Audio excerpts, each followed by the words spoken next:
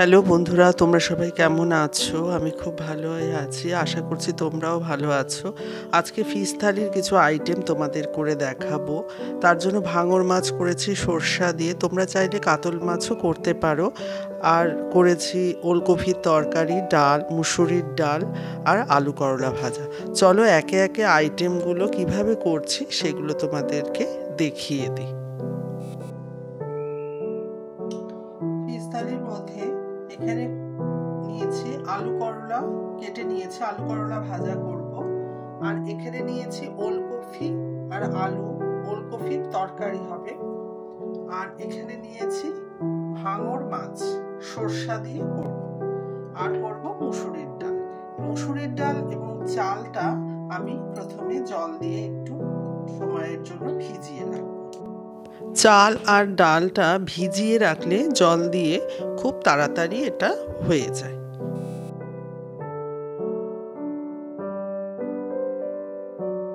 মাছের জন্য যে সরষাটা নিয়েছিলাম, সরষাটাকেও আমরা জল দিয়ে কিছুক্ষণ ভিজিয়ে রাখবো। তারপর আমরা এটাকে আমি শিলে বেটে নেব। তার জন্য সরষা দিয়ে দিয়েছি, অল্প সামান্য নুন দিলাম, আর দেবো দুটো কাঁচা লঙ্কা। এবার আমি এটা শিলে বেটে নেব।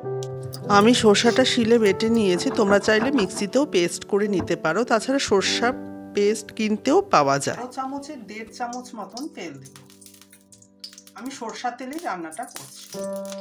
এবার আমরা করলাটা ভেজে নেব। ভাজায় রাঁধুনি ফোড়ন দিলে খুব সুন্দর একটা ফ্লেভার আসে। একটু নাড়াচাড়া করে এবার নুন আর হলুদটা দিয়ে দেব। যেহেতু আমি এতে তেলটা কম দিয়েছি, সেই জন্য সামান্য একটু জল দিয়ে তারপর এটাকে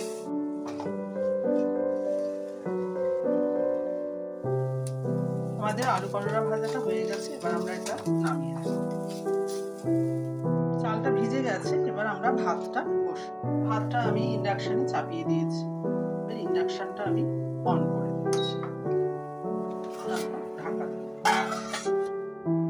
ভাত আমাদের হয়ে গেছে, ভাতটা আমরা এবার নামিয়ে নেব। ডালটা সেদ্ধ করে নেব, তার জন্য এতে নুন দিয়ে দিলাম, আর সামান্য একটু হলুদ, আর দুটো কাঁচা লঙ্কা। পরিমাণ মতন জল দিয়ে এটাকে প্রথমে সেদ্ধ করে নেব। ডালটা আমি সেদ্ধ করে নেব। ডালের যে ওপরের ফেনাটা আছে, এই ফেনাগুলো ফেলে দিতে হয়, সেটা শরীরের জন্য খুব উপকারী। ডালটাও আমাদের সেদ্ধ হয়ে গেছে। এবার আমরা ডালটাকে নামিয়ে ফোড়ন দিয়ে নেব।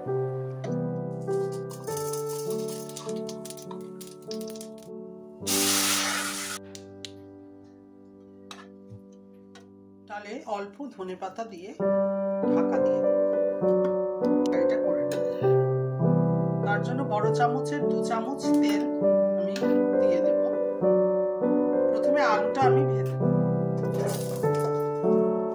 আলুটা হালকা ভাজা হয়ে এসেছে, এবার আমি এতে গোটা জিরা ফোড়ন দেব। এতে ওলকপিগুলো দিই।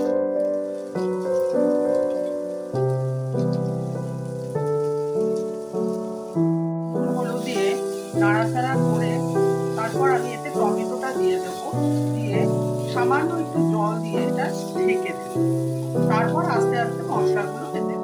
এখন এতে টমেটোটা দিয়ে দিচ্ছি, আর হালকা জল এতে দেব। যেহেতু আমি তেলটা কম দিয়েছি, সেই জন্য সামান্য একটু জল দিলাম, যাতে এটা লেগে না যায়। এবার আমি এটা ঢাকা দিয়ে দেব। মিনিট 5-এর মতন ঢাকা দিয়ে রেখে দেব। মিনিট 5 হয়ে গেছে। এবার আমরা মশলাগুলো এতে একে একে, প্রথমে জিরা গুঁড়ো 1/2 চামচ, ধনে গুঁড়ো 1 চামচ, আর কাশ্মীরি লঙ্কার গুঁড়ো 1/2 চামচ দিয়ে এটা ভালো করে নেড়ে সামান্য একটু আদা বাটা দেব। দিয়ে তারপর এটা আবার ঢেকে দেব। সামান্য আদা বাটা দিয়ে দিলাম। দিয়ে এবার এটা নাড়াচাড়া করে তারপর কিছুক্ষণের জন্য ঢাকা দিয়ে দেব। 5 মিনিট পর ঢাকনাটা খুলে আমরা এতে কাঁচা লঙ্কা আর মটরশুঁটি দিয়ে দেব।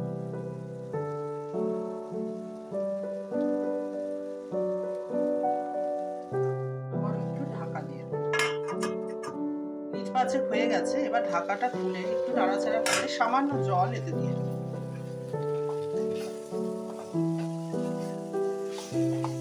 জলটা দিয়ে 3-4 মিনিট ঢাকা দিয়ে দেবো, তাতে এটা সেদ্ধ যতটুকু বাকি আছে সেটা হয়ে যাবে।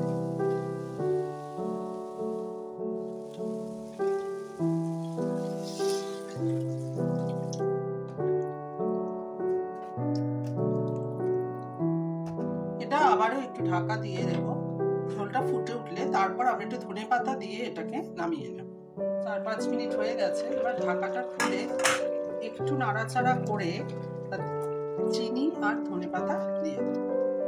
সামান্য চিনি আর ধনেপাতা দিয়ে গ্যাসটা বন্ধ করে 2-3 মিনিট ঢেকে দেব। মিনিট 2 হয়ে গেছে। এবার আমরা তরকারিটা নামিয়ে নেব। ঝোলটা করব, মাছটা প্রথমে ভেজে নেব নুন হলুদ মাখিয়ে।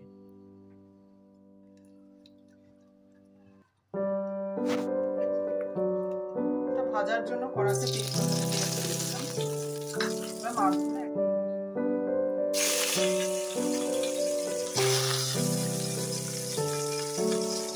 মাছের ঝোলটা করবার জন্য প্রথমে কালো জিরা ফোড়ন দিয়ে দিলাম, তারপর সরষাটা এতে।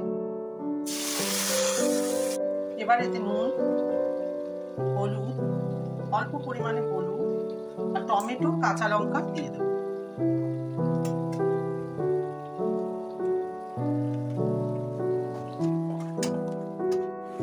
তারপর মশলাটা ভালো করে নাড়াচাড়া করে একটু যখন ভাজা ভাজা হয়ে আসবে, সামান্য অল্প ভাজা হয়ে আসলে তারপর জল দিয়ে মাছগুলো দিয়ে দেব। মশলাটা ভাজা ভাজা হয়ে গেছে, টমেটোটাও অনেক নরম হয়ে গেছে। এবার আমরা এতে জল দিয়ে দেব।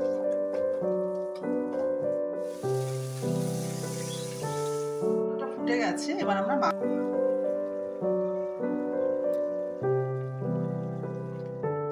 হয়ে গেছে। এবার আমরা ধনেপাতা দিয়ে গ্যাসটা কম করব। পিস থালি রেসিপি আমাদের রেডি হয়ে গেছে। এখানে করলা ভাজা, সর্ষে দিয়ে মাছ, মুসুরির ডাল ধনেপাতা দিয়ে, আর এখানে ওলকপির তরকারি মটরশুঁটি টমেটো দিয়ে, আর ভাত। এবার আমরা প্লেটিং করি। চ্যানেলটি সম্পূর্ণ দেখবার অনুরোধ রইল। আর যদি চ্যানেলটি ভালো লেগে থাকে অবশ্যই চ্যানেলটিকে সাবস্ক্রাইব করো।